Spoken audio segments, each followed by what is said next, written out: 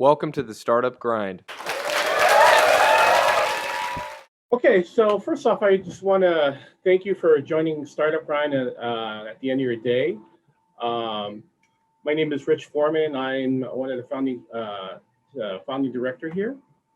A little bit about Startup Grind. We represent 2 million entrepreneurs in 600 cities and 125 countries. Like 6 years ago, I went to my first Startup Grind event in Silicon Valley, and it just blew me away. It's a community of entrepreneurs, and it's if you have been on the entrepreneurial journey, it's lonely, and so as a community we could support each other. So what I found myself as an app developer, I would actually could give advice to other people in developing apps. I had people help me out. I had someone that was an expert on SEO, and he goes, Rich, you really don't even have Sacramento mentioned on your website. So as a community, we can help each other out, and maybe even talk each other off the ledge. The mission of Startup Grind is to give startups everywhere the education opportunities and access to build, grow, and scale their company. We've had some successes locally here. A few years back, we actually had Kevin Nagel presented in Davis, and at that event, he met with a bio startup that did something about cancer, and actually Kevin Nagel actually helped them raise a couple $1 million in seed funding. These are our values, and when I first saw that, I thought it was kind of corny. It's make friends, not contacts. Give to others before taking yourself. And when I first saw this, I really thought it was just kind of corny, but it's been really our cornerstone of our values. And it's really, we're helping each other, helping the community. And, I like to emphasize, as entrepreneurs, we are a community here. And with that, I'm going to give a few minutes to Laura. If you don't know Laura good, she is the startup queen here in Sacramento. Laura? I told you it's not the queen, it's the den mother of startups. Oh, so. Come on, I'm giving you the promotion. I should show my sign. So I'm one of the co-founders of Startup SAC. Jeff Bennett is my business partner with that. And we're actually a nonprofit whose mission is to accelerate Sacramento's startup and innovation ecosystem by informing, educating, empowering, and connecting its startup founders and innovators. So if you're not familiar with Startup SAC, I posted a link to our website there.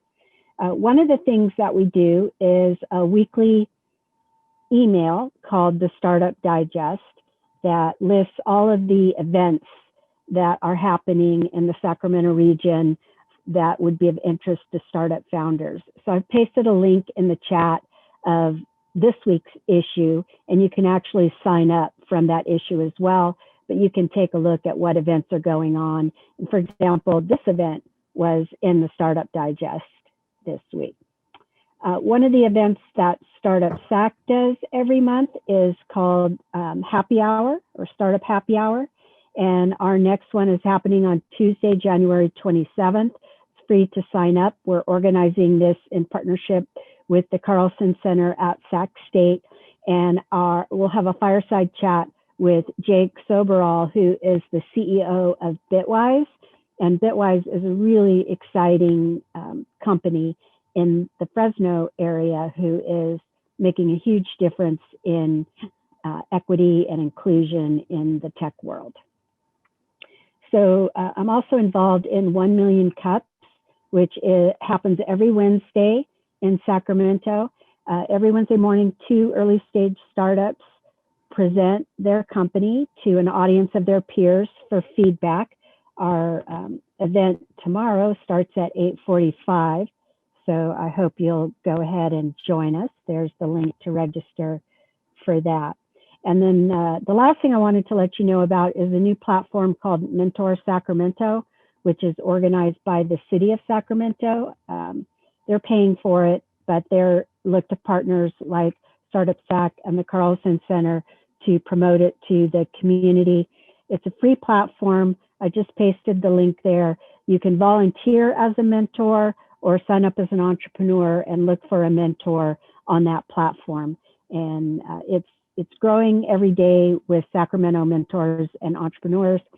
It launched in November. If it's been a while since you checked it out, go check it out again, because we're really filling out our community on the platform. And that's all I've got. Thank you, Rich. Thanks, Laura. And then I'm going to actually have a few words from Brandon Weber. Brandon Weber is actually the co-director here at Startup Grind Sacramento, and he also runs the Urban Hive as well as IO Lab. So go ahead, Brandon. We pretty much caught it. Really good timing. My dogs were just going nuts for delivery, which ended about 3 seconds ago, but really excited to be here. Yeah, I'm Brandon Weber. I'm the founder of the Urban Hive, also the founder of IO Labs. The Urban Hive is a physical space, a community for startups and creatives to collaborate and create together. And it's a workspace, basically. And in this day and age right now, it's basically a kind of a safe space. We keep the space very limited to how many people we have, and it's kind of a safe, clean space to work out of. And hopefully they're stopping this. They're going to open up things again today. Rumor has it. And then IO Labs, we are the iHub for the region, where we connect basically a lot of the organizations that help startups and help entrepreneurs in the region. And I'm happy to be here as well. All right, thanks, Brandon. All right, so just some housekeeping, and actually you guys are already muted, but later on during the presentation, if you have any questions, just type it out in the chat. And during the Q&A session, if you raise your hand, I could unmute you. And the question you always get is, this is being recorded, and we will eventually post the recording. So with that said, before we actually start, I'm going to have an opportunity, and Pam basically invited some startups that she worked with to do some pitches. And part of it is practice, part of it is them finding some getting some help from the community. So I am going to, let's see, I think I'd be better at this. I'm going to go ahead and stop sharing, and we're going to have. Sorry, guys. I know WebEx better, but I can't seem to get this to stop sharing.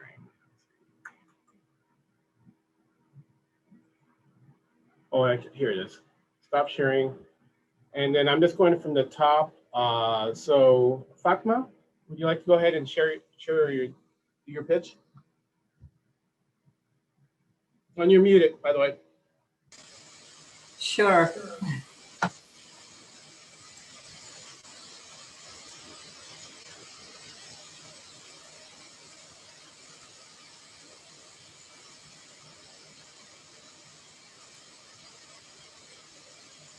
Can everyone see it? My screen? Okay. I am CEO and founder of Phernem.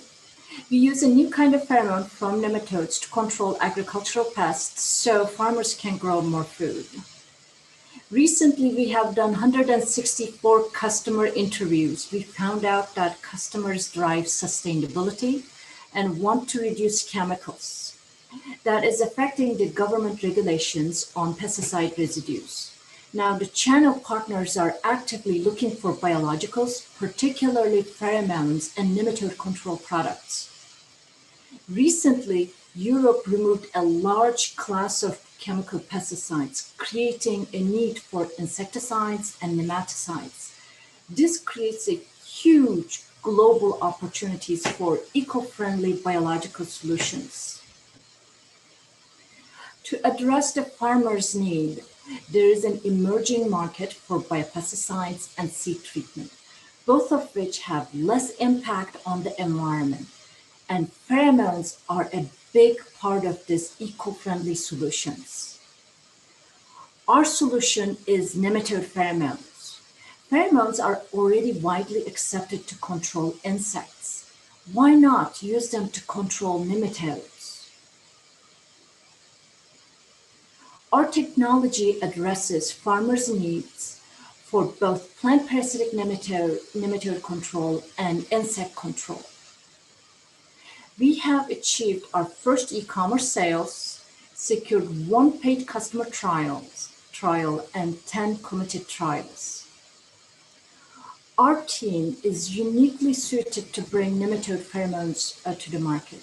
I'm a leader in pheromone-regulated nematode behavior. I have been working with nematodes and pheromones for more than 10 years. I discovered the first mate-binding pheromone from C. elegans, and it was published in Nature. Then I found other behaviors were also regulated by pheromones in nematodes. My co-founder, Carl Schuller, is an experienced entrepreneur with a background in economics. Our science advisors, Dr. Shapiro and Dr. Lewis, are leaders in their field, and they lead greenhouse and field trials. We also have an amazing business advisors and mentors, and as you see, Dr. Pam Marrone, who have successfully developed and commercialized biopesticides with successful exits. We have leveraged grants with incubators, accelerators, and mentorship programs to create an investor-ready startup. We have completed successful greenhouse trials. Now we are focusing on scaling our biomanufacturing and fermenters. And thank you. Do you have any requests that you want from the community, or is there any assistance you need from the community? Currently, we are raising funds, our seed round. So anyone who's interested, that would be great. And at the same time, they don't have to invest. We are actually reaching out to investors to get a feedback, what kind of business and technical milestones they're looking for. That would be a really great feedback if there are any investors who would be willing to take time to talk to us and tell us what they need. We found that it was very useful when we talked to the farmers what they needed, and we were able to tailor our future trials based on what they need and develop a really great value proposition and address exactly what they need.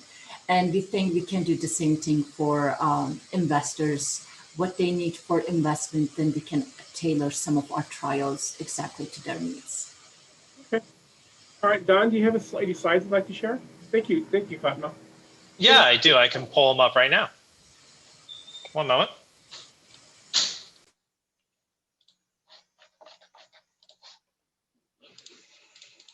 The green button. Oh, Finding that. yeah.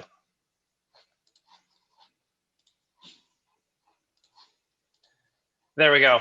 Again, I just want to first thank everybody for having us here today. My name is Don Gibson. The reason why I'm deciding to get involved on the ground floor with my floral DNA is I recently finished my PhD at UC Davis studying plant genetics, and I knew a lot of the technology that was being developed in our labs by our great scientists is not actually getting out to develop and make our agricultural system more sustainable. And that's why we're trying to democratize the access to make agriculture more sustainable by unlocking genetic information.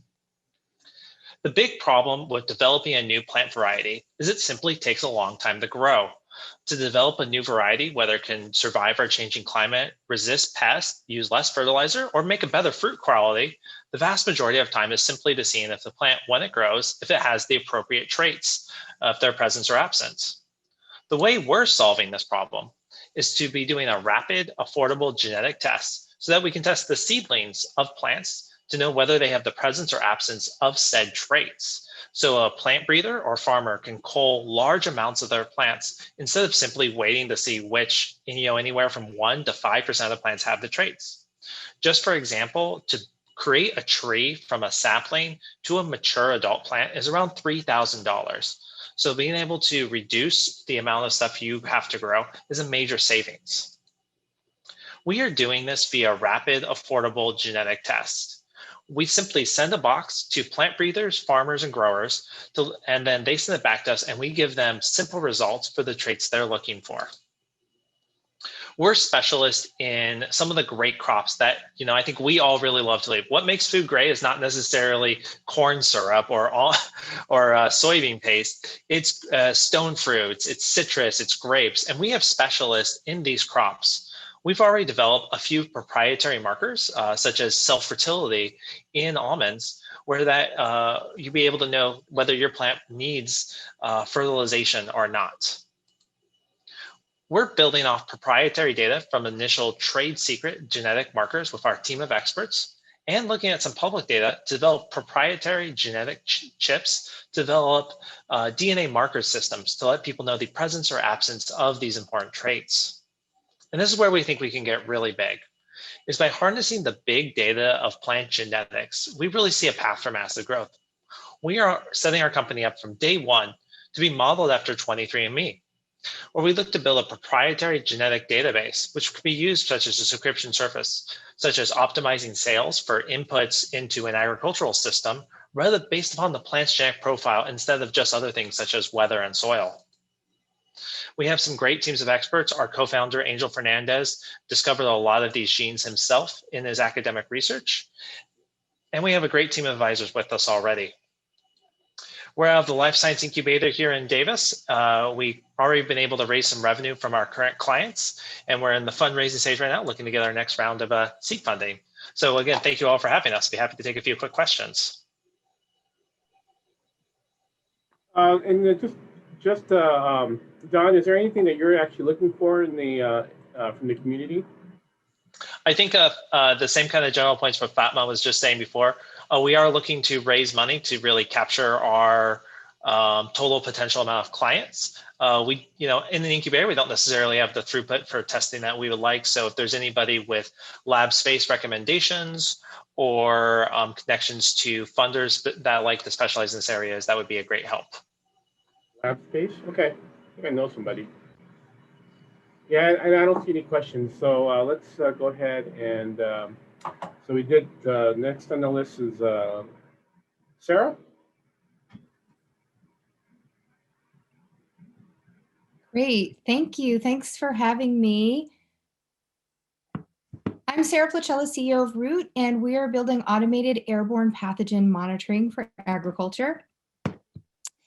This is Adrian. He's an agronomist. His job is to keep lettuce and spinach healthy so they can come to market. Adrian called me. He said, I heard you're working on sensors for spinach downy mildew. You should pilot your sensors with me.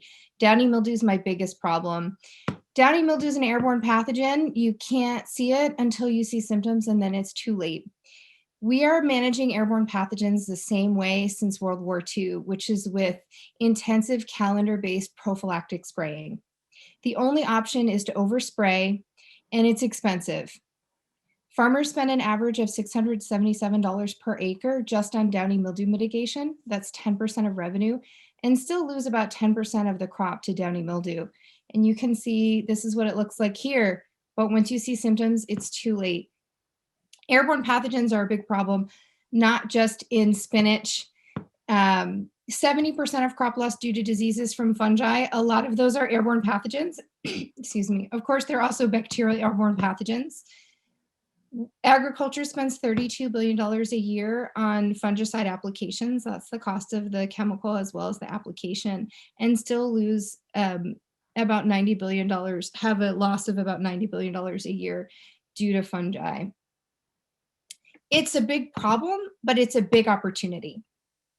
Our solution is automated pathogen monitoring using IoT devices that capture material directly from the air and do in-field DNA analysis, sending automatic notifications directly to a grower's phone so that Adrian knows if he needs to spray or not.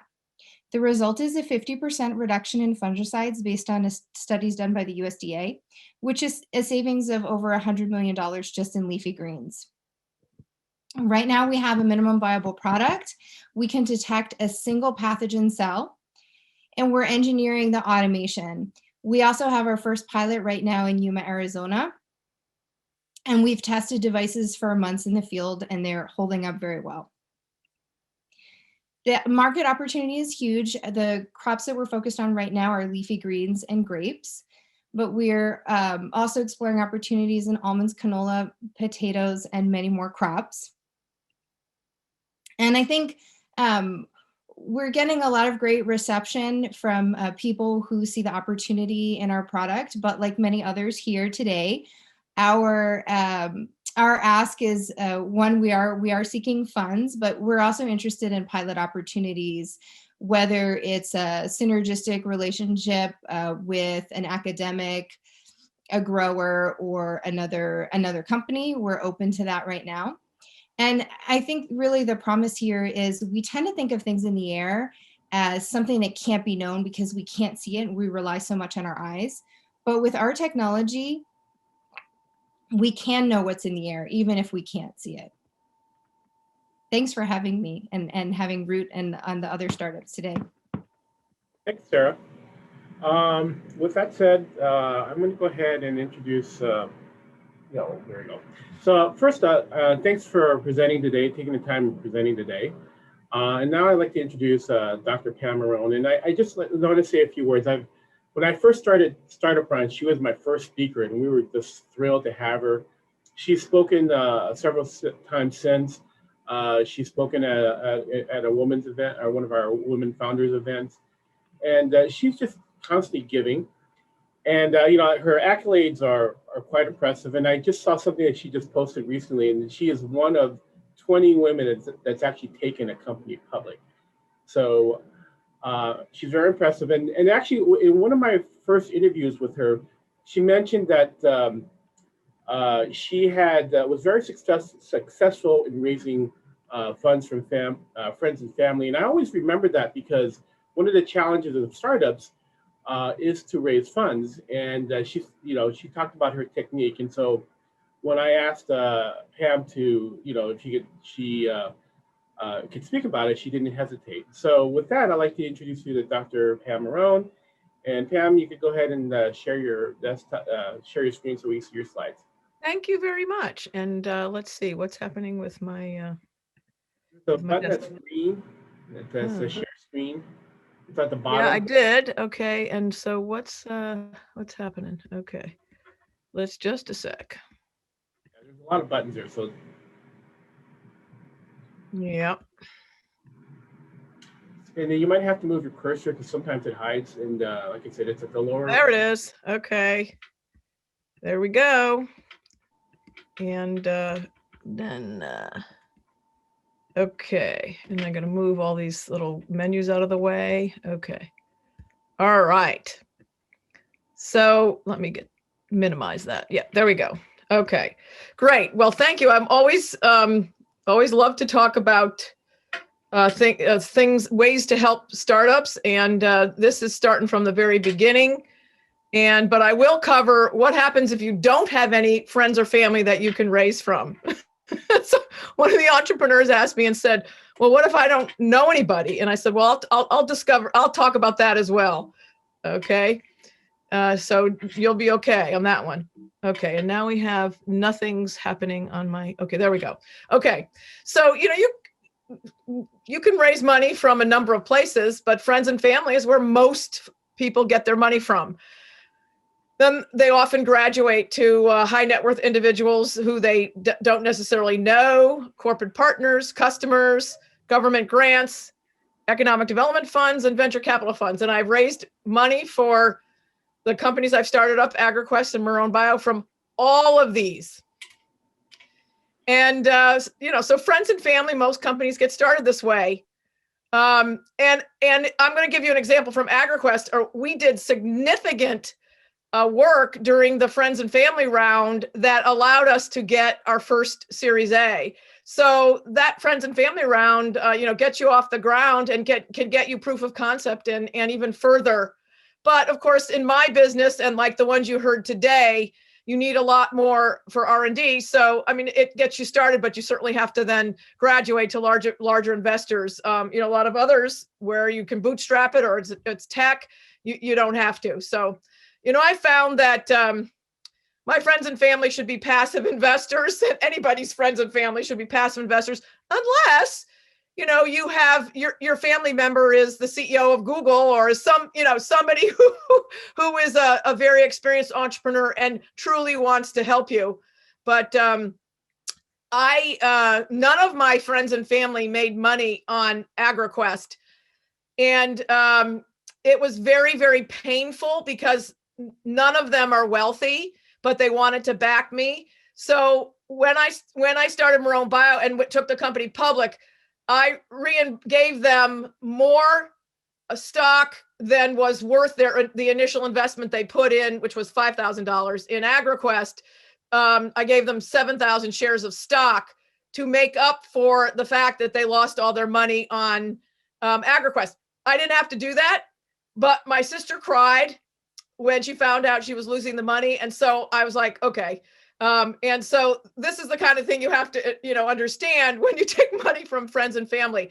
For Marrone Bio, there was when we took the company public, there's a friends and family ability. The bankers makes an allocation of the stock for friends and family.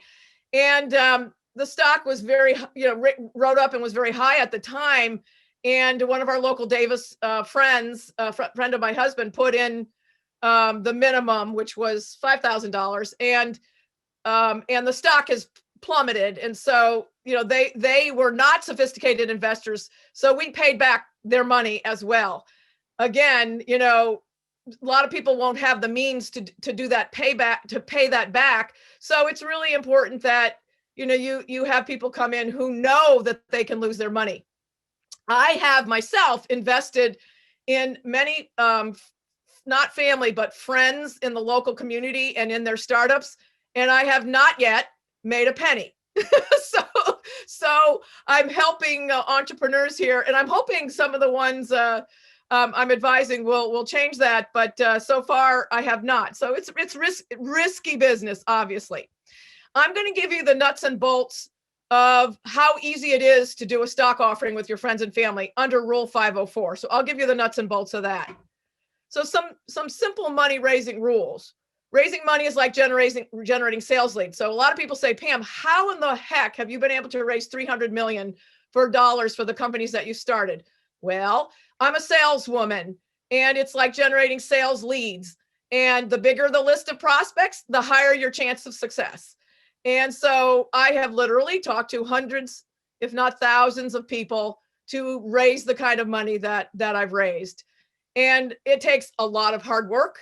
And I'm a workaholic and work all the time. So it takes a lot of work to raise the money, and it always takes longer than you think. So it's not a couple months, but it's many more months. And with AgriQuest, it actually took us 2 years to raise the Series A after the initial friends and family round. So you just never know.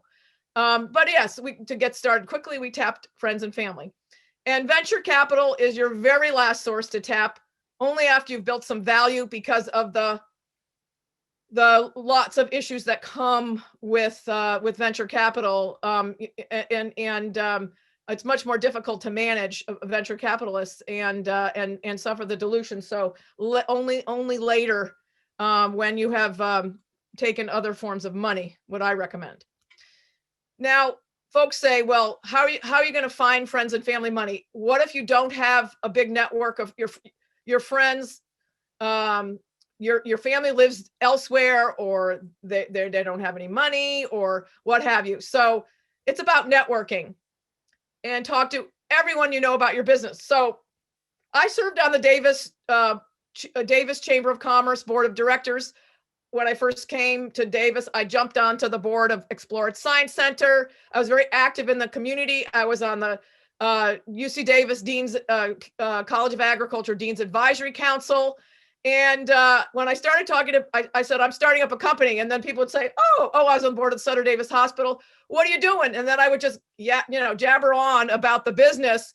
And people, and I at the time, you couldn't solicit investors. That's changed, but you would be in violation of the law if you actually solicited your friends and family. Now you can, but I would just talk all about the business and say, look at how exciting what I'm doing. And then they would say, oh, is there an opportunity to invest? And I said, funny, you should ask. And then I would, find many others who can introduce me to other folks. And then it would snowball from there. I actually did a lot of cold calling, which people obviously don't recommend, but I cold called a bunch of Silicon Valley VCs back for AgriQuest, way back in the 90s. And I happened to call Don Valentine, who is a very venerable, well-known, since now retired venture capital guru. I mean, a big guy. And he took my call. He probably said, who is this crazy young woman, calling me? And he was so nice. You just never know. Others slammed the phone down, but anyway, he was nice. And he referred me to Wayne Silby, who is the chairman of Calvert Investments. And they have a venture arm, Calvert Social Investments, Calvert Ventures. And he referred me to the Investor Circle, which was the first angel group for environmentally friendly, socially responsible, and minority and women-led businesses. And the very, very first one, way back then. And he said, well, you're not yet a year old, but when you hit a year old, I'll get you into our venture fair, our venture competition, and you can present. So 1 year went by, I reapplied, and I presented, and that's where I got Series A, lead investor, Odyssey Fund, which is family money from the Rockefeller family. And that's how I raised the first round from AgriQuest. And I also set up a board of directors early. So now you have boards of directors and advisory boards. Advisory board members help the company and mentor, but don't have the fiduciary responsibility. I actually didn't set up an advisory board, but set up a board of directors right from day one. And then I required them to be part of the friends and family round. And I've told that to a couple entrepreneurs recently, and they said, oh, no, we can't ask our advisors for money. I said, well, then set up a separate advisory board versus your fiduciary board. But your fiduciary board should have people who you tap for money. So, your friends and family round could be any size depending on how much you need. I actually raised for AgriQuest 2 rounds, which totaled $480,000 from friends and family. So it was a good amount. And nowadays, they call that round, investors call that round pre-seed. Back in the day, that was your seed round, and then your next was Series A. Now, as seed rounds have become big and sophisticated, they're calling your friends and families pre-seed. And I already talked about some of the pros and cons of starting your startup with money from the people, most notably that your friends and family may lose their money. But I think it's important to project an aura of professionalism with your friends and family, or as with any investor. I wrote a business plan and had slides, and I'm so old that the first round, the first fundraising I did was with overhead projectors, because their beamers had not been invented yet, or they were too expensive to buy, and there was no internet. So this is how old I am. Anyway, back in the 90s, early 90s. And so I wrote a full-fledged business plan and sent the executive summary to my friends and family, and they got that, and then if they wanted the full 20, 30, 40 page business plan, they got it. Now, you can get a loan from your family, but then you have to pay it back. So I wouldn't recommend that. I've known local entrepreneurs who have gotten a SBA loan, Small Business Administration loan, using the equity in their house when house prices were high. I don't recommend that, although I know a lot of entrepreneurs who have done that. But my husband probably saved me from doing that, because he said, I'll back you on all your entrepreneurial ventures as long as you do not mortgage our house. So I kept my promise and didn't do that. So the convertible loan, I'll talk about that. The convertible note, that has shifted more into a different instrument called the SAFE, which I'll talk about. Gifts, nobody ever gave me any gifts. That would have been nice. But and then, of course, a SAFE or a convertible note that converts into equity. I'll talk about that. And I already talked about how risky some of the, your early startup is. As for me, I have, as I said, invested in several startups locally, and not one has returned me a penny yet. So I'm waiting. But I'm happy to support their ventures. And that's kind of the attitude that your friends and family have to take. They're here to support you. The kitchen table pitch, I've already said, is about selling yourself. You're a salesperson, but you do have to be frank about the risks that there are in your business. And always be ready to provide them the sophisticated written material that you have. Now, you may not have personal finances. I fortunately did, not a lot, but I did. My husband's a social worker, so it's not like he makes a lot of money for his, it's a vocation for him. So he had a private practice that wasn't generating a lot of cash. He closed that down and he went to work for Sutter Health as a social worker, running, let's say, as a social worker for the Child Guidance Clinic in Sacramento, in order to support my, at least we had a steady salary while I was starting up a AgriQuest. But so I did put in some money, but most of the money was sweat equity that converted into shares. So history of AgriQuest. I started in 95, but conceived it back in 94. As I said, I'm old, so this is years ago. And then we formed, in September, formed the co-founding management team, whose friends and family also put in some money. And we put in our own money, not huge dollars, but $50,000 for the founding stock, and we incorporated in Delaware. And then in May, we raised the first friends and family. Now, people think we're crazy to have done a round with just 5,000 minimum, but you know what? It worked. I didn't have a lot of wealthy relatives or friends. So, they felt that 5,000 was what they could afford. And, that added up to a lot of money, $300,000. And that gave us the money to start the laboratory operations. And we hired the first 3 scientists from Entotech. We paid one of them, the other 2, Sherry Hines, and the other 2 had severance packages from Entotech, which was my first startup, and was sold to, it was owned by Novo Nordisk, and it was sold to a big company. And then the employees we negotiated severance packages, which was great because they could jump over, not have their salaries for the first 6 months. But Sherry couldn't do that. She didn't have the means, so we paid her. I'm glad we did, because she was the person she's a bachelor's from UC Davis in microbiology, and she isolated the first bacteria, the bacteria that became our flagship product, still on the market today, making many tens of millions of dollars for Bayer Crop Science, who bought AgriQuest. And so our very first employee, who we paid with the friends and family money, discovered our first product. And so on just friends and family money, we found our major product. And that then, I remember Ann Partlow from Rockefeller Odyssey Fund, not fun. It was fun anyway. She looked at the data we had. We didn't have a lot of money from the seed money to get a lot of equipment, so we used a little pressure cooker to make laboratory media that we needed to grow the bacteria in. So we grew Serenade in these flasks in this pressure cooker.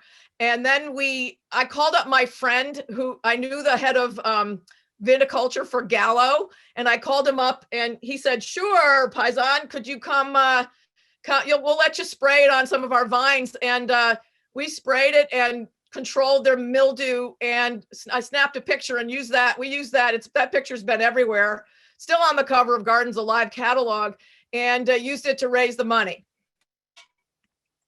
Okay, go back. Okay, let's see, where am I? Okay, here we go. Oh yeah, so what did we do with friends and family? We used a convertible note, which is a loan, but it mandatorily is required to convert to equity, so shares in your company.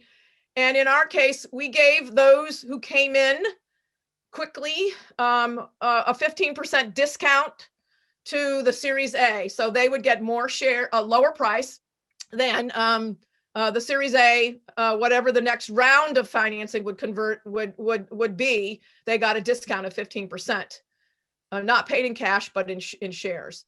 And then we said, okay, it won't convert unless we raise $1 million. We gave interest of 8%, again, paid in shares, not cash. And we said, if we don't raise the money in 2 years, we have to pay it back. That's kind of risky when you think about it. You can't convert.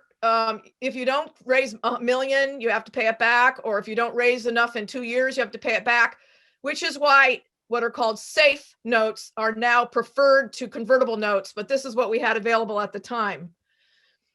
So if you look at the trajectory of AgriQuest, that initial seed financing after our founding round got us off the ground, got our flagship product, and then I raised $60 million up to Series F, filed for the for an IPO with the SEC, but right before 9/11, unfortunately, people have heard this story before. So 9/11 happened, and then the value of the company crashed simply because of the value, and then the company was taken over by some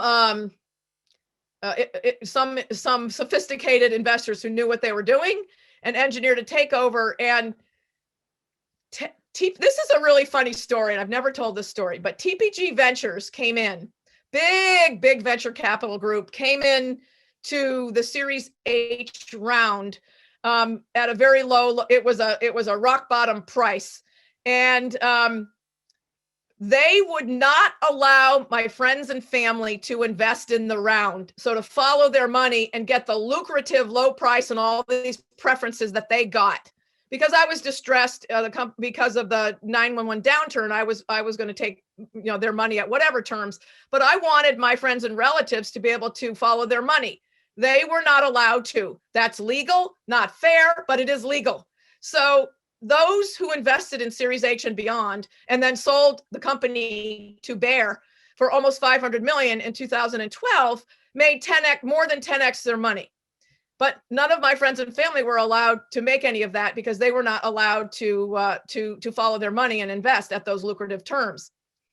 Well, the guy who did this deal for TPG Ventures was arrested in the college recruiting scandal, trying to get his son into a college fraudulently, and he's now in jail. And in some ways, I have to laugh about that when I think about it. That this guy kind of screwed my friends and family, but in the end, look what happened to him. He ended up running the very biggest clean tech fund in the whole world, and then how quickly he fell. So I have to laugh about that, actually. Anyway, so then Marrone Bio, I started it as Marrone Organic Innovations right after I left AgriQuest. And we later became and changed the logo to something even more sophisticated. Note, Marrone, or Marrone in Italian, Marrone means chestnut. So those logos are actually trying to be stylized chestnuts. I do like the Marrone Bio ones a lot better, but in the early days of Marrone Organic, we had a pretty crude chestnut there. So put in a founding round of 82,500 among Julie Morris, Dick Dorff, and Rich Rominger, and I lost dear Dick Dorff, Professor Dorff from the UC Davis Graduate School of Management, and Rich Rominger, who was former Deputy Secretary of USDA and California Secretary of Agriculture, lost both of them in November and December. So I'm heartbroken that these two fantastic gentlemen who helped me get off the ground and was such great mentors lost both of them this past year, late last year. So the four of us became the founding investors of 3.3 million shares, and I got 2 million of that. And then we did a convertible note for friends and family with a discount of 15%. And we said, okay, if you come in before September 30th, we incorporated at the end of June. So from July to September, you'll get this 15% discount. So we created a sense of urgency. I know people were on vacation. We said, look, you got to get in. Well, it expired. And then there was no discount. More people still kept coming in. And it was much easier to do this round, second time round. And this time we said the mandatory conversion to the next round is as low as 500,000. So if we find an additional 500,000, it'll all convert into that round. So a lower barrier. We did, again, 8% interest. And we had a shorter term, rather 2-year term. We said, okay, if it doesn't, we don't raise money in 15 months. And then we did a minimum 10,000 investment instead of 5,000. We actually raised 1 million this way, but it also included angels and angel groups, including Sacramento Angels, which we're very grateful for. Band of Angels and Sierra Angels in Incline Village. So and then we the following March, very quickly, we closed on 4 million, of which 3 million was new money. So going into Reg D, okay, I'm not gonna, this will be recorded, so and the slides will be available, but Rule 504 of Reg D allows you to do these kinds of seed rounds, pre-seed rounds, friends and family rounds that I talked about, as long as you raise less than $5 million in any 12-month period. And you don't have to register or offering of securities with the SEC, but you have to file what's known as Form D. So get a lawyer who can do these things for you. And it just notifies the SEC who's invested in your round. And you do have to be aware of the anti-fraud provisions. You cannot have error of omission. In other words, you can't omit something that you should have told the investors that's material. And so you have to be careful that you just, you have a really legitimate, proper documentation and offering. So there's rules that allow you to have non-accredited investors. Those are your friends and family who don't fit the definition of accredited investor, which I'm going to define in a minute. So therefore, it's real easy and quick to do an offering as long as you stay under the 5 million. Now, if you have all accredited investors, it's even easier, but you can have up to a maximum number of non-accredited investors, friends and family who don't meet the requirements. But every state is different under these blue sky laws. So wherever your friends and family or relatives or whatever live, those laws govern how many non-accredited investors you can have in your offering. I think at the time, AgriQuest was like up to 25 relatives and non-accredited friends and family, I think. And so you just need to check the rules in each state. Now, due to the Jumpstart Our Business Act during the downturn recession in 2008 timeframe, and a couple years later, there were rules put in for crowdfunding, which have since been made even easier, which I'll talk about.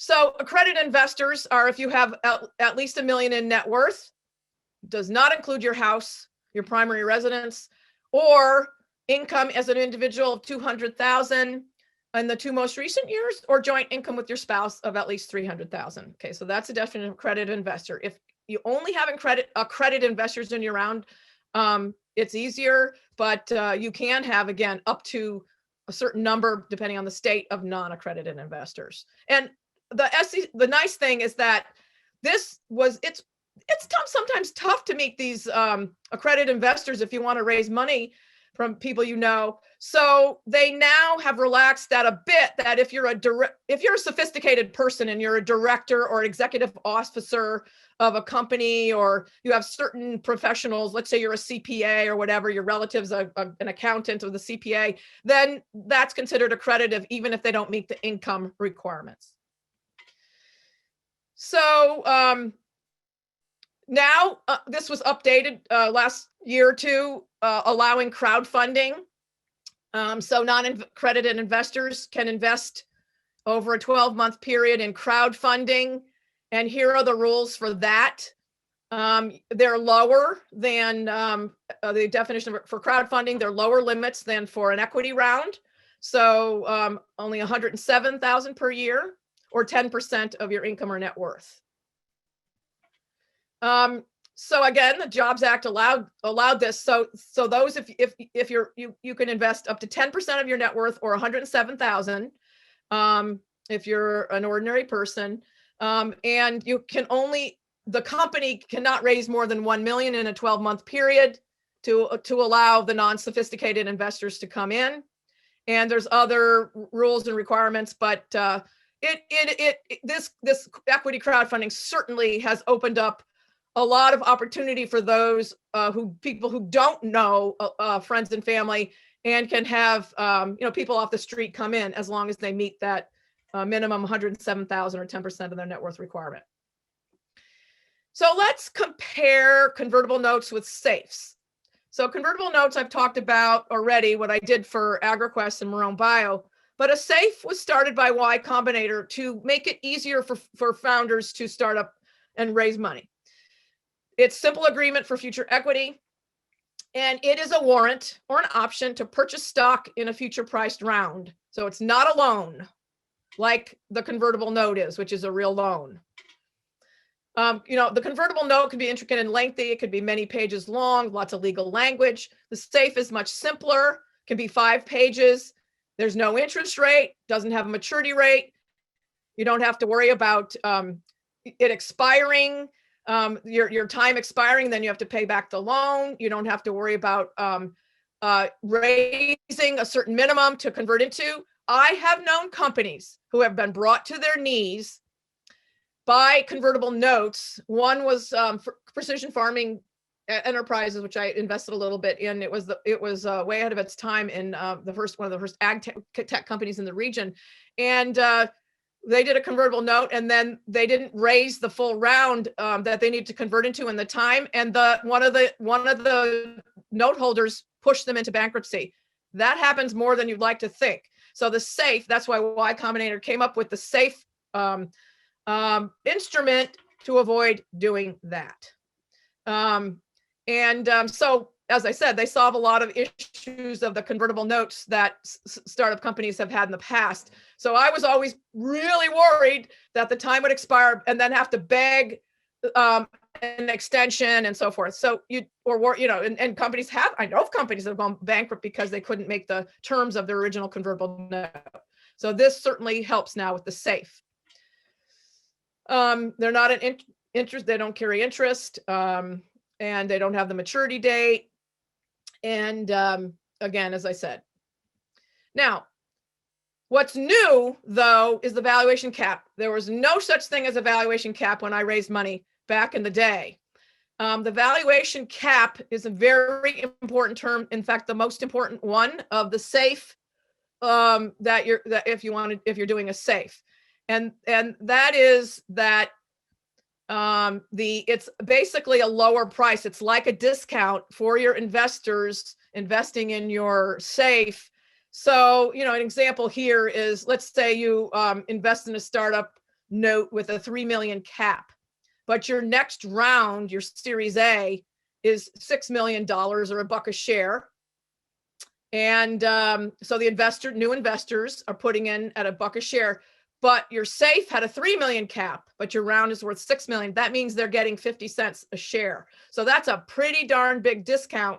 So like a lot of people say the SAFE is better than a convertible note, but my 15% discount was probably less onerous, and the 8% interest in onerous in dilution than this cap.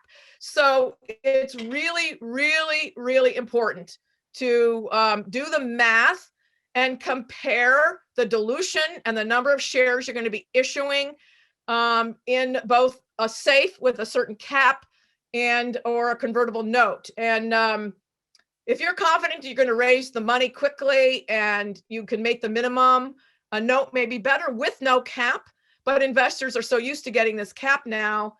And if your company's doing really well and you don't need the money that much, then you have a better chance of having a higher cap and less dilution. Okay. Now, what if you can't tap your friends and family? I already referred to that a number of times. Well, Fatma Kaplan is an entrepreneur from Pheromone. You heard a pitch, extraordinaire. And in fact, all of them on the phone were extraordinary because they have raised funds through alternate means. Let's see. Was Sarah? Was she in? No, that was somebody. No, she wasn't in Berkeley Skydeck. But Fatma. Yeah, with you were. I can't remember. Yes. One of you was in Berkeley Skydeck. I thought. Yeah.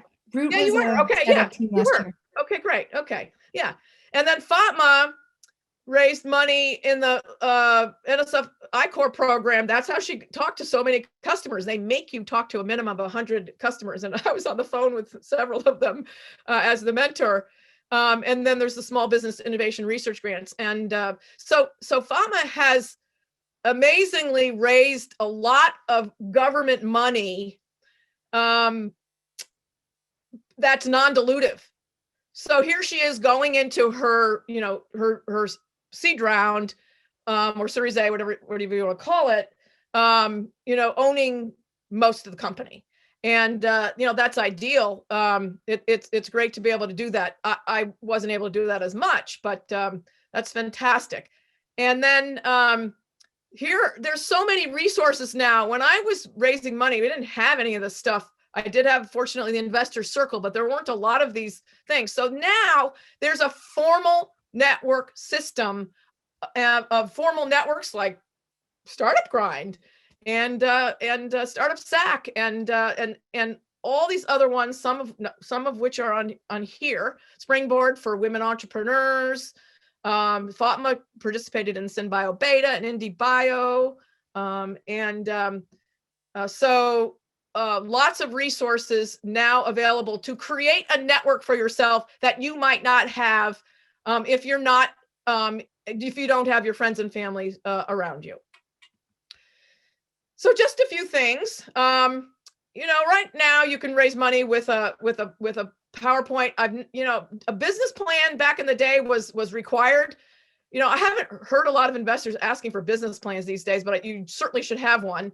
And I'm helping a company raise money, and it's tough right now for him because he's doesn't have a 3 to 5 year financial model, and with a income statement, balance sheet and cash flow. So that's kind of hard to raise money off of. Now you can, he's just going past his friends and family, but it's better if you have a bit more sophistication on your financials. How are you actually creating a business versus a technology? Really important. What are your competitive advantages? That's really critical, certainly in ag now, because there's a lot of startups in the ag tech space and ag bio space. And also I'm getting a lot of advising a lot of foreign companies who want to come into the US market, and they can't articulate their competitive advantages. They think, oh, I've got this great microbe. Well, everybody has a great microbe. So, they've really got to hone in on that. And then, practicing like you did today, and listen to the feedback of about what you could improve on your presentation. Constantly hone and learn and refine from your mistakes and your, not necessarily mistakes, but just hone the pitch, and sharpen that message. So you just get sharper and sharper and sharper. And it's always great to create excitement, and there's a sense of short supply. Who else is in the deal? Investors are have a herd mentality. So if they think it's, closing, which is what I did with the friends and family round, you don't get in by September 30th, you're going to be out. And it did work in that case. And you know what? I'm advising a number of companies, and they give me quarterly newsletters. Personally, I don't think it's enough. I got run through the ringer when I gave my investors at AgriQuest a quarterly newsletter. I remember a group of them took me out to dinner in San Francisco and made me drive in the worst traffic to a restaurant. And then while I was trying to concentrate in this horrible traffic, they just were yelling at me for not giving them enough information. I said, what about your quarterly newsletter? They wanted at least monthly, but I actually have kept up a weekly newsletter for all of the time I was CEO at Marrone Bio. So, raise money when you don't need it. Well, nice to say, hard to do sometimes. But now I think we have enough examples of disasters of why you need to think about this. Because when I was raising money for AgriQuest and an investor said, oh, plan for disaster, I said, what could happen? Then 9/11 happened. Oh gosh, then we have the Great Recession. Then we have COVID. There's no end of things now in this world today of what can take to close the markets. It's shocking that the markets are still so open for raising money now, despite COVID and all the turmoil in the world. So this is very unusual that we have, and not typical that we have open markets. Well, it's because the Fed is so loose with the money and people are looking for a place. So that's, that explains that. But anyway, and always, I would worry less about dilution and take more money than you need, and strike while the iron's hot if a window's open.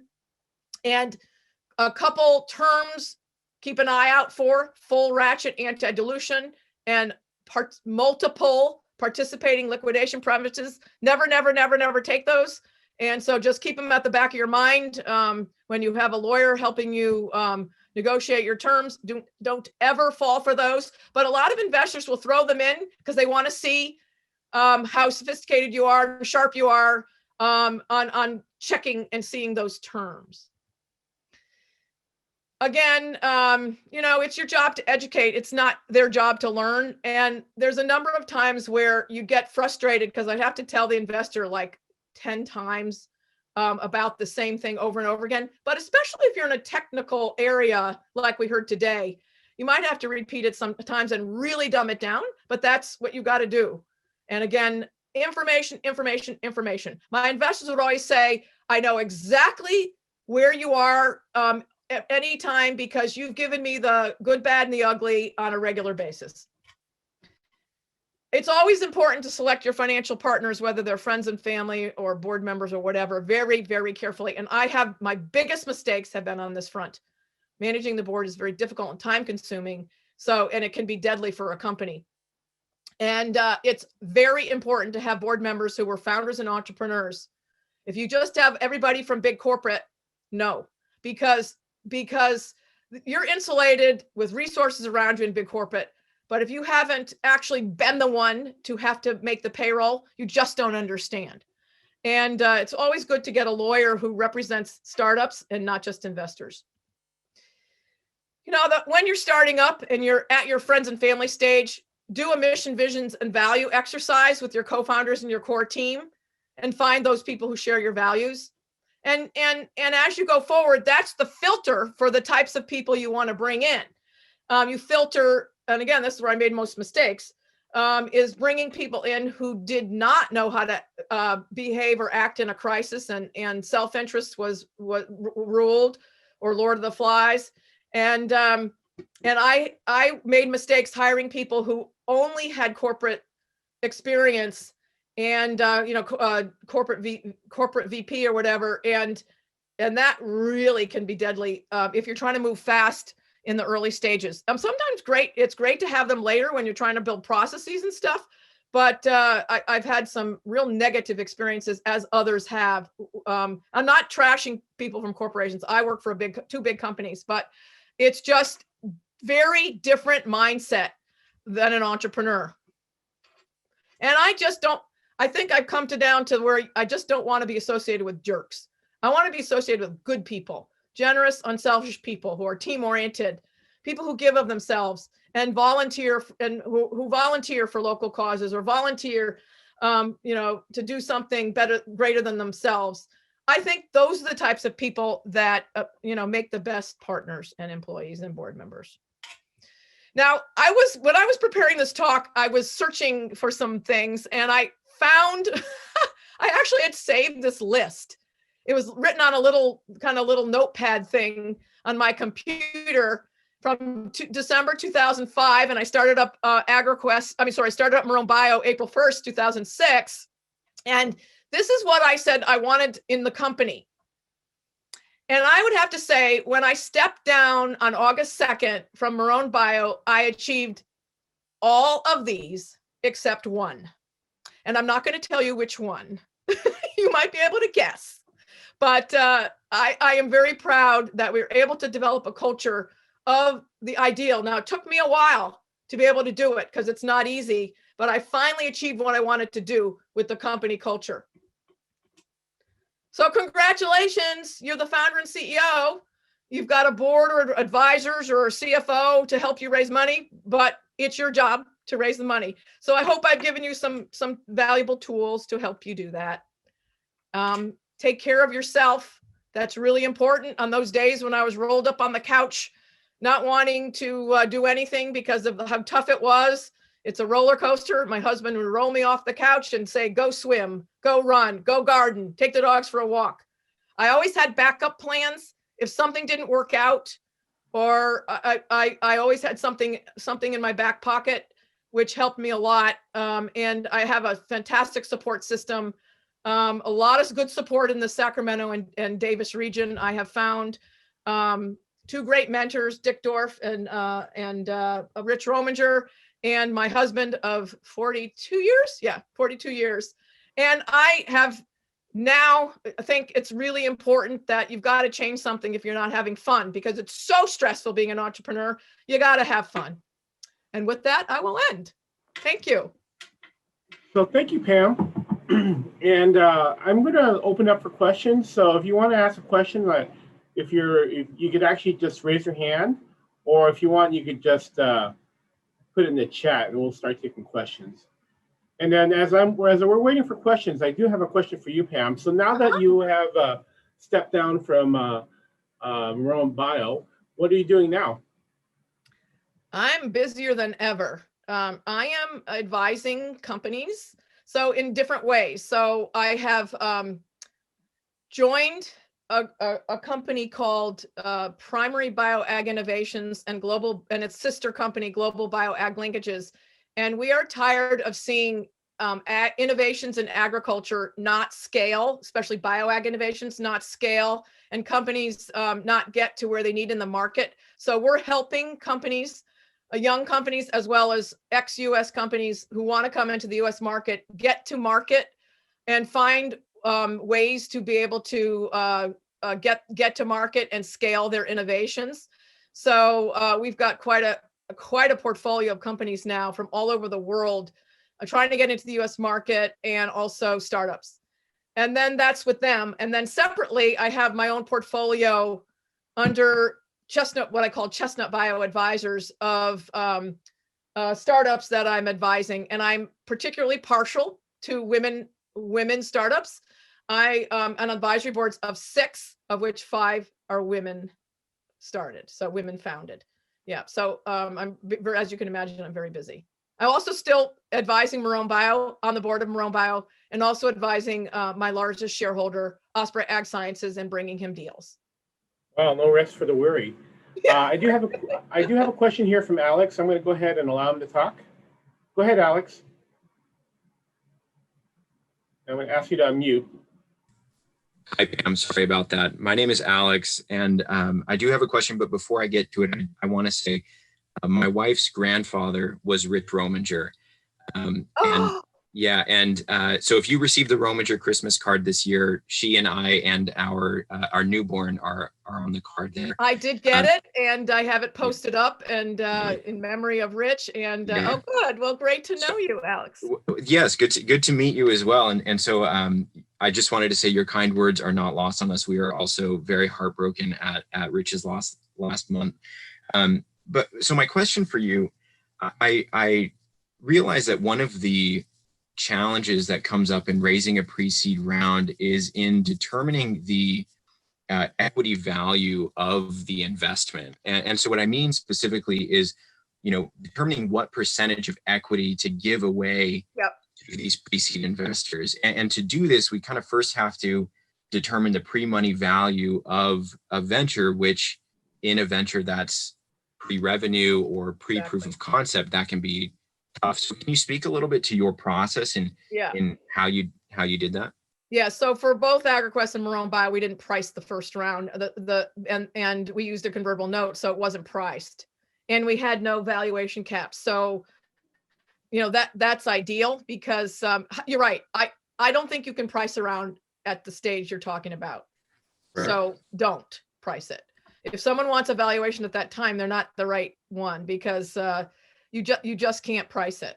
And you can do a safe that's not priced. Perfect. Thank you so much. And thanks again for being here. Thank you.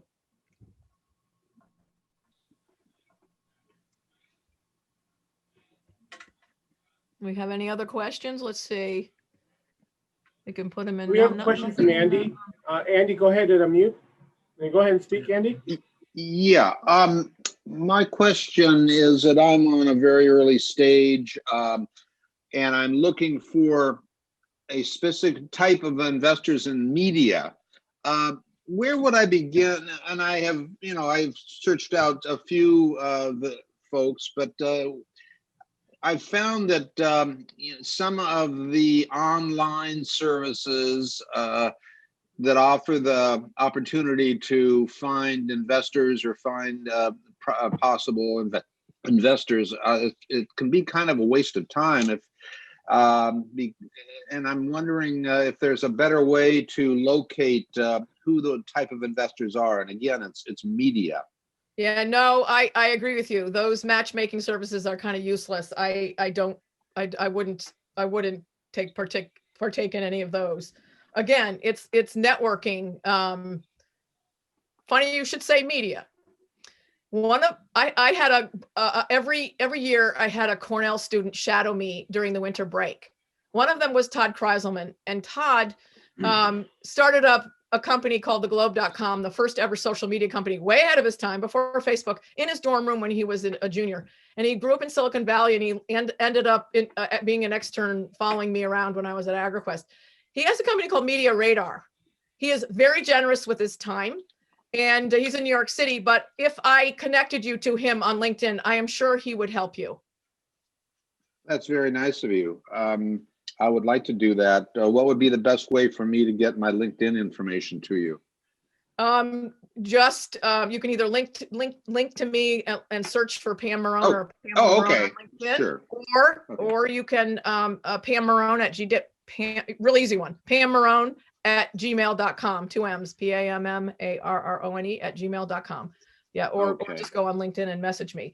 LinkedIn, I didn't mention this, but a lot of entrepreneurs message me. In fact, that's where everybody messages me, is on LinkedIn. So if you don't have a really good profile that's very nice and built out, I do not answer people who do not have built out profiles on LinkedIn. But if they have a really nice profile on LinkedIn, whoever they may be, a student, an entrepreneur, or someone, I will usually answer them. And so I think LinkedIn is a great way for you to search for people in your field. Thank you very much. Thanks, Betty. And actually, I'll just have to add, when I first asked you to speak at Startup Brian like 6 years ago, I actually contacted you through LinkedIn, and you graciously replied back to me. We do have a question here from Leventia. I apologize if I slaughtered it. It says, success for a startup in the biologicals realm is tightly associated with grower adoption. From your experience, which are the critical factors to consider to increase adoption? Thank you. Yes, that's what one of my whole business is right now, is how to gain grower adoption. And Fatma, through the NSF I-Corps, interviewed over 100 customers, 150, 160 customers, to find out what are the characteristics about adoption. It's a very crowded field. So the key is filling a need that they have. They have a problem and they're looking for a solution. So it's harder to get adoption if they have other products that are already filling that need. But for example, what Fatma found out was that over and over and over again, the customers needed better solutions for nematodes and thrips, pest thrips, and their chemicals weren't working as well. The other thing we heard was that they're increasingly under pressure from consumers on the food channel for becoming more sustainable. So, putting those two together, the key thing is differentiation of the technology and the product. I talked to hundreds and hundreds of dealers and distributors who then sell to the farmers, and if they already have a full deck of biological products, and you're coming with something that's not differentiated from what they already have, they're not going to even look at it. So again, it's differentiation and filling an unmet need. Okay, and I have a question here from Kelly. It says, what do you suggest as the best single source of business plan, business guidance, if we are strong on science and less so on business, even as simple as the best business plan template? Oh gosh, I need to go to my little I need to go to my bookshelf. I should run out there and get it. There's a little, I'm trying to think if it's Harvard, but there's a little tiny Bible. I'll send it to Rich and he can post it. But there's a little book that's a paperback that's like about this big, and it has. Oh, I think that's Fatima has it. one of them. Yeah. Okay. And they've got some great templates in their business model generation. That's a good one. Yeah. And there's some really good templates, and you shouldn't be embarrassed if you have to use one like that.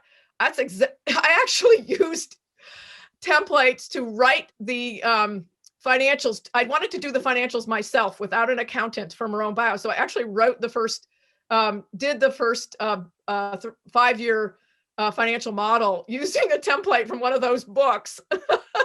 And then I got stuck on how to do inventory, and I had to call an accountant to help me with that part.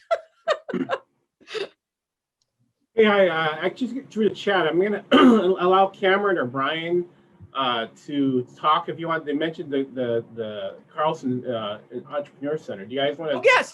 To mention something? Yes. You bet. Hi, this is Brian Gladden. I'm the entrepreneur in residence at the Carlson Center, Sac State. So thank you for having us, everybody. And for the last question there, if you would like help on the business side, business model, your idea, creating the plan, that's what we do at the Carlson Center. We actually, starting in 2 weeks on the 27th for 5 weeks, we take people through that for free. And the Lean Canvas is an adaptation of the business model canvas from the book you just mentioned. That's what we use as the foundation with all of those theories and methods and tools. So just so you know, the old way, which like Pam, I'm old and my old way, yeah, it's not used anymore. Yeah. Yeah, no more Word documents. So don't worry about that. It's now agile and slides and your pitch deck, and very iterative and quick. Yep. It's much more efficient now. Yeah. Hey, Brian, do you want to chat your contact information if they want to find out more about your program? Absolutely. And I'll put in the link to the Carlson Center as well, so you guys have it. So thank you. Yeah, I didn't have you on my slide because it's a great resource. So there's a question here. What if we're not in California? That's okay. Every state is different in terms of the rules about fundraising. So they're called blue sky laws. So you can go online, and actually I found a link to the different blue sky laws on the web. So you can find out, if you don't have a lawyer, you can actually find out yourself what the rules are. So, but California is the most regulated, as you might expect. Other states are less regulated. We have a question here from Ryan, and I'll read it. Do you see any applications of the life sciences, biotech to ag sciences and vice versa? Oh, yeah. Oh, yeah. Oh, my gosh. I'm just seeing in the last month 2 or 3 women founders who came from the healthcare life sciences side and is applying to ag sciences. It was on one was synthetic biology, and the other one was, oh gosh. Okay. One was synthetic biology. I can't remember what the other one was. I'm spacing out, but the technology is if it's an enabling technology from where, oh, it was artificial intelligence, I think. If it's an enabling technology from wherever industry, it's being applied to ag right now. Anything goes in terms of high technology in ag. Ag's going big into whatever it is, whether it's, as I said, AI or big data or synthetic biology or any other technologies are being applied to ag and food right now. So, yep. And I was just actually yesterday, I had a workshop with a startup company, and all of their founding team came from the healthcare side, and they are genetically modifying insect pests to make sterile insects so that they can release outside. And what's interesting is they came from healthcare, and they were thinking out of the box, and rather than the traditional go-to-market strategy, they were going to come right out of the box with a SaaS model, software as a service model. And I thought their ideas were brilliant in that regard. And I don't think traditional ag people would have thought of that. Oh, that's Always helps to really have some new interesting thinking. idea. Any other questions from the audience? So I don't see any more. So I really want to thank you for your time, Pam. And just you're just undying. I mean, you're always giving. So we really appreciate you. And again, I'm constantly impressed with what your accomplishment. I'm going to take the last few minutes and see if the community needs any help. Anybody needs help from the community. And I know that Lindsay has something. So Lindsay, go ahead and talk. Hey everyone, can you hear me? Yep. Okay, great. So my name is Lindsay Susskind, and I currently work with Rich at a company called Cortico. And I am the director of HR over here, and we are currently looking for people to join our team. I don't know if you were here last month, Rich was able to talk about how we just recently got acquired, and so we are scaling extremely fast. And so we're looking for people to join as kind of like an app engineer, like an entry level, or just send me your resume. And I'm going to post my information here, and send me your resume, and I can see if there's an opportunity for you. And Pam, I just wanted to say thank you so much. This is my second time listening to you, and you are inspirational. And also for everyone, Rich, happy birthday. Your birthday? Oh, It's Rich's birthday today. oh, happy birthday. Yeah, thank you. Yeah, right after this, I gotta go home, and I guess we're having takeout tonight. Anybody else would like any requests for help from the community? And I'm just doing a quick scan here. All right, so I don't see anybody else, but the other thing too is next month we are going to have David Richardson with DLA Piper, and he's going to be talking. Let me see what the date is.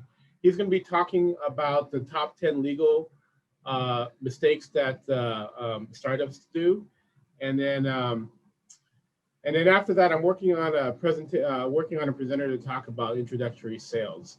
So, thank you for attending tonight, Pam. Thank you for as always, and I'm just so glad you're part of our community, Pam. You're just amazing. So sweet. And I'm going to keep the meeting up for a few more minutes. I know Lindsay just posted her email. And again, thanks everyone for attending, and thanks for being part of our community. So, bye everybody. Bye everybody. Thank you again, Pam. Bye-bye.